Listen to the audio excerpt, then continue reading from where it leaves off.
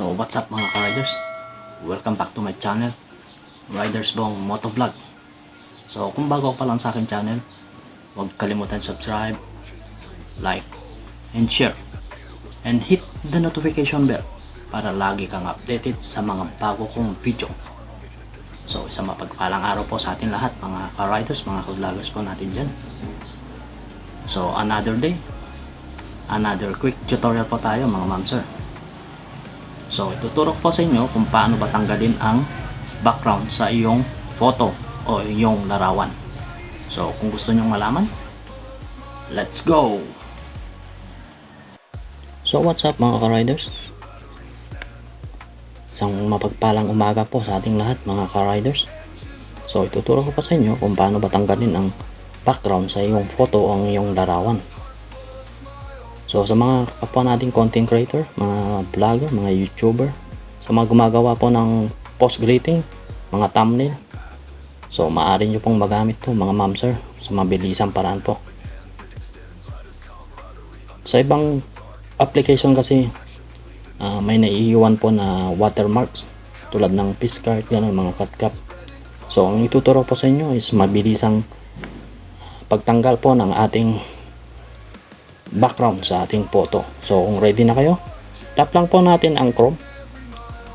Ayan, tap lang po natin, punta tayo sa search engine, then search lang po natin ang remove.bg.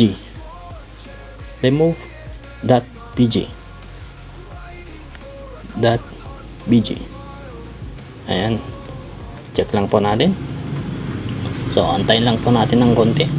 Ayan, magda-download pa tayo ng image sa ating gallery po, mga save photo po.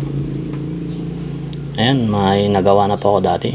So ito na lang pipiliin ko para may pakita ko pa sa inyo kung paano ba magtanggal ng background sa ating photo. So done lang po natin yan. So antay lang po natin, mahina po yung net po natin.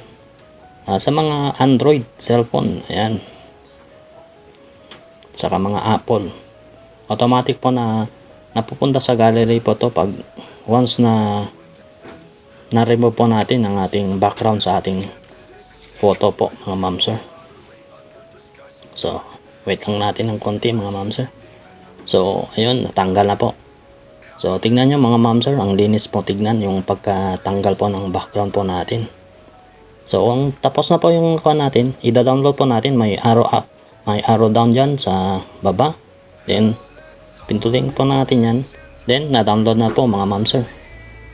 So bali ganyan lang po magtanggal po ng background po sa ating photo.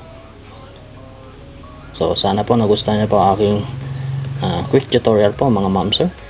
So bago pong lahat, comment down below kung taga saan po kayo, kung saan po aabot ang aking video. Ayun.